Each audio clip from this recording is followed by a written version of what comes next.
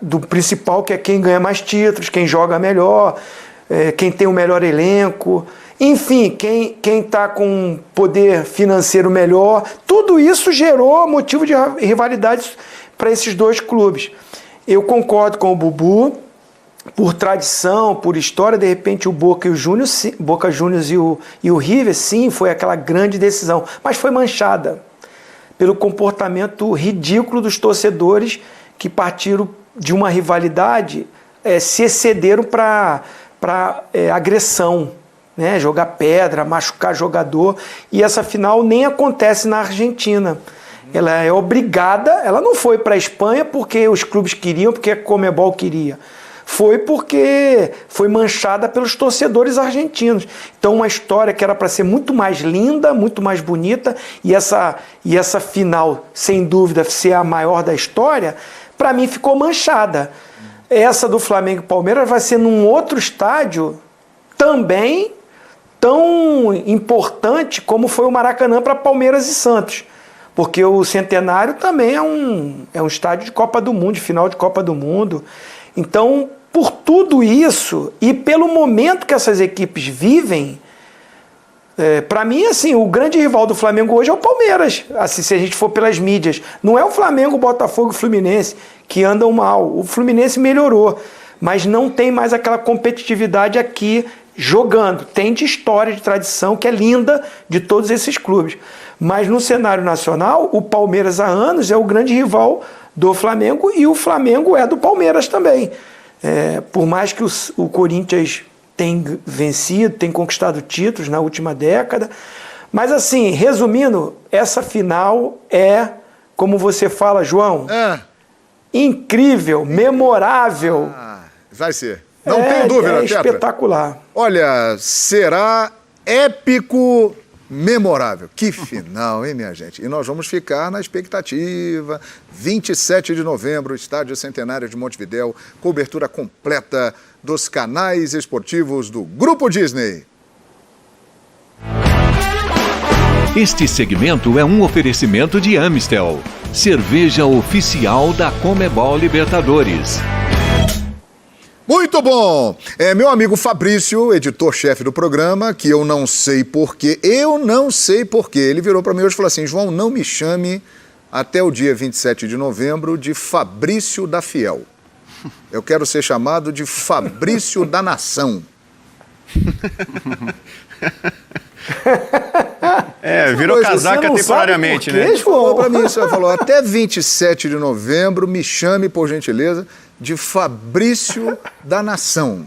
Eu falei, sim, senhor, pois não, vou chamá-lo assim, Fabrício da Nação. Olha lá, o Flamengo não tomou gol na semifinal. Zinho, e o Bruno Henrique arrebentou lá na frente e lá atrás, Diego Alves. E aí eu coloco, para ficar no centro disso, o Everton Ribeiro também, que arrebentou ontem, né, com 2 assistências. Mas na semifinal, o artilheiro, o monstro, como você mesmo denominou na transmissão, o cara decisivo, fazendo 4 gols numa semifinal, não tem nem o que dizer, né, de acrescentar mais.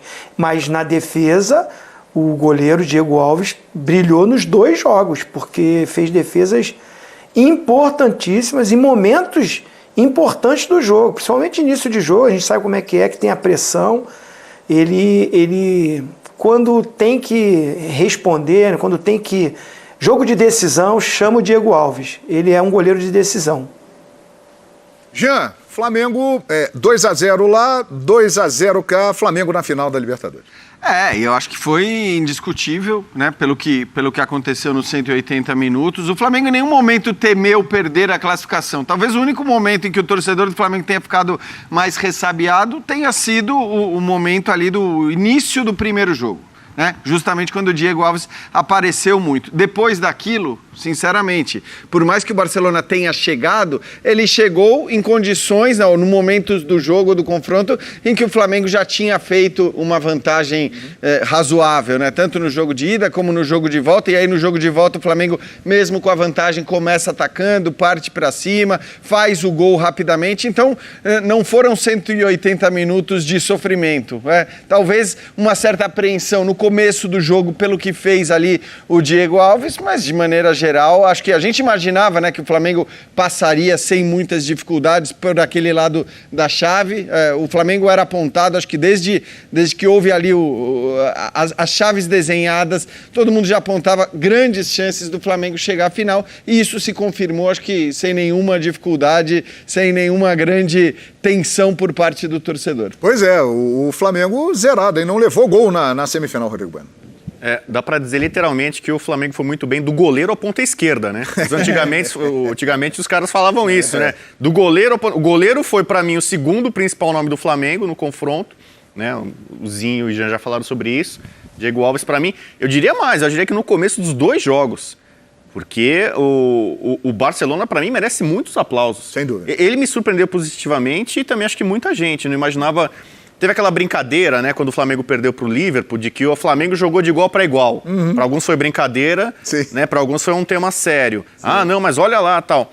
O Barcelona jogou, o Fabian Bustos botou o time com 1 a menos no Maracanã grande parte do tempo, incomodando e obrigando o goleiro do Flamengo a trabalhar.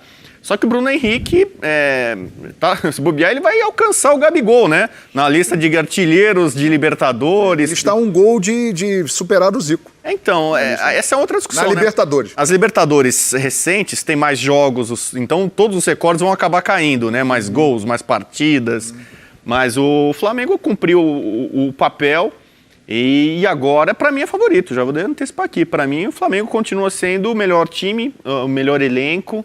É um jogo só, a gente vai falar muito sobre isso. Muito. Mas o Flamengo era mais esperado, muito mais esperado na final do que o Palmeiras. Não que o Palmeiras não tivesse chances, mas havia muito mais dúvidas sobre a regularidade do Palmeiras, o caminho era mais tortuoso.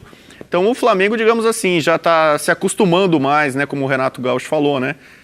Tinha gente que falava que o Flamengo não tinha tradição em Libertadores e tal. Aí você narrou assim, dessa forma, quando foi campeão em 2019, né? Eu falei algo. Quem diga, falei algo do tipo. Quem falou que o Flamengo não tem tradição em Libertadores. Eu não me lembro muito bem, mas acho que eu falei isso aí, é verdade. Agora, ele tá na segunda final em 3 anos e pode ser tricampeão da Libertadores, que é o máximo que um time brasileiro conseguiu, né? Grêmio, Santos e São Paulo. É verdade. Esse é outro grande charme dessa final. Quem vencer entrará no clube dos tricampeões brasileiros da Libertadores da América, né? É sensacional. São vários e vários pontos para a gente falar até lá no dia 27 de novembro. E depois também continuaremos falando muito tempo. A atuação do Flamengo mereceu aplausos e Diego Alves foi um grande destaque. E aí muita gente leva para o lado positivo e muita gente para o lado negativo. Porque se ele trabalhou tanto assim, é porque o sistema defensivo apresentou algumas brechas, algumas falhas. Você vê por qual lado essa situação do Diego Alves nessa semifinal, Jean? Então, eu acho que primeiro as chances criadas pelo Barcelona têm a ver com uma opção de jogo do Barcelona. É um time que se dispõe a atacar o Flamengo do jeito que o Barcelona se dispôs a atacar, com o número de jogadores que o Barcelona usou para atacar o Flamengo, ele vai conseguir atacar, ele vai conseguir criar algumas chances. E acho que isso aconteceu. Ao mesmo tempo, é um dilema sempre. Para quem enfrenta o Flamengo, é um dilema. Você vai fazer isso e vai dar ao Flamengo o espaço do qual ele tanto se aproveita, porque a verdade é essa, o Flamengo não é um time só de imposição, né, do perde-pressiona, da marcação alta, já foi em muitos momentos esse time da marcação alta, mas o Flamengo é um time letal nos contra-ataques. Quando a gente destaca o Bruno Henrique como o grande nome, né, das 2 partidas, junto com o Diego, mas acho que o Bruno Henrique foi o cara que decidiu ali na frente. O que é o Bruno Henrique, essencialmente?